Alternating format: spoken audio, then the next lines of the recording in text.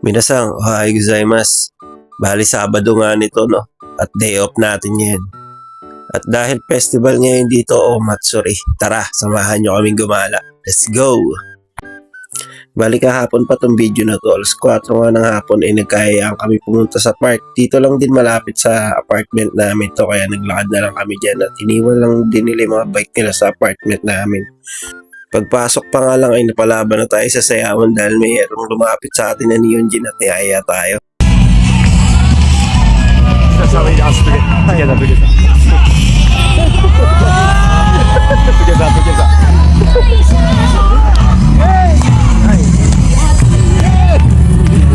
Thank you.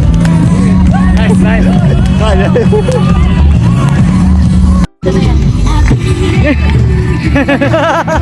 Yari ka! Oh, loko!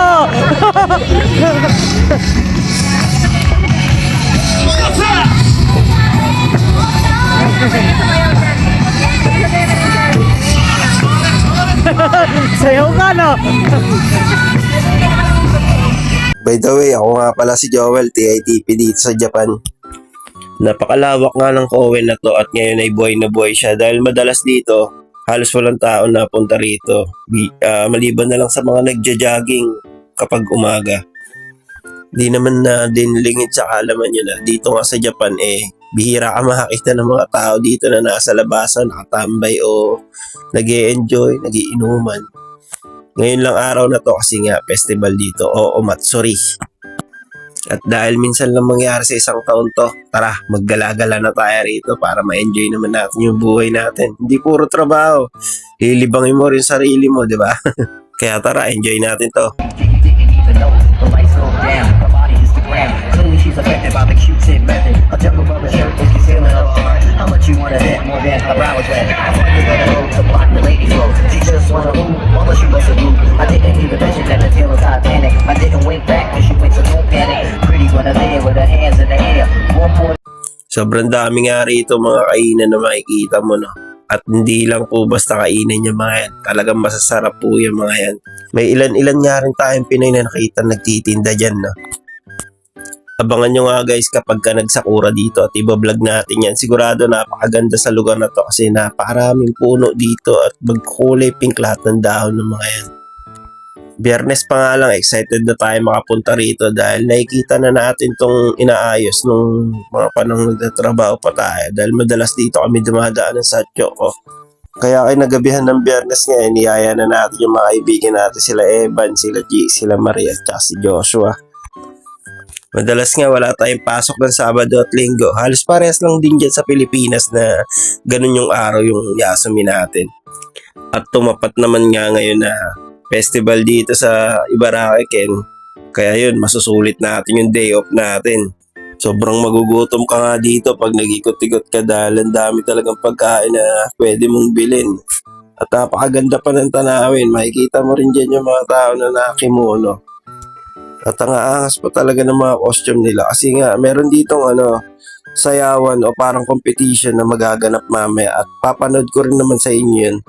Nakakamiss nga mga pestahang Pilipinas, no, kung ganito rin sana kasaya. Kung pinagkaiba lang doon sa Pilipinas nga, napakaraming libre pagkain kasi halos naghahanda yung mga kapitbahay mo talaga. Dito for sure gagastos ka. Bawat pati mo ang pagkain dyan, sigurado may katapat na presyo yan. Hindi kagaya dun sa atin, bibigyan ka lang ng kapitbahay mo ng pansit, spaghetti, turon, konting kwentuhan, konting bulahan, mamaya-maya andyan na yung pagkain. Yun na nakakamiss sa Pilipinas. At dahil napagkukwentuhan na lang din natin yung pansit, nakakita nga tayo dito ng yakisoba. Ang sarap, pambango-bango niya, lalo na yung pusit na iniihaw. Talaga mananampal sa ilong mo Tumatambay talaga yung amoy Magugutom ka talaga ng sobra. Sobrang mahilig nga rin talaga sa pagkain ng mga Hapon, no? Pero nagtataka kayo kung bakit di sila ganun tumataba. Kasi nga mga pagkain dito balance lang talaga. Yung isa-serve sa'yo na pagkain, halos nasa nutrition table lang din talaga.